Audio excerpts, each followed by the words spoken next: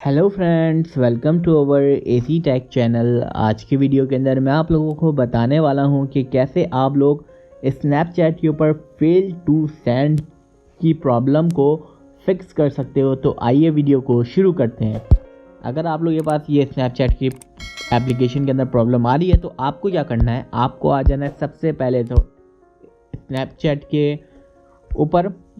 आप लोगों को यहाँ पे आके सर्च करना है ऐप स्टोर या प्ले स्टोर के ऊपर स्नैपचैट, और स्नैपचैट को सर्च करने के बाद आप लोगों को स्नैपचैट ये एप्लीकेशन को अपडेट कर लेना है। अपडेट करने के बाद आपको होम बटन प्रेस करना है, सेटिंग्स के अंदर आना है और सेटिंग्स के अंदर आने के बाद आप लोगों को यहाँ पर आकर स्क्रॉल डाउन करना है। जनरल का आपके सामने एक ऑप्शन शो होगा, सिंपल आपको इसके अंदर आना है और इसके अंदर आने के बाद आप लोगों को यहाँ पर आईफोन स्टोरेज का एक ऑप्शन शो रहा होगा।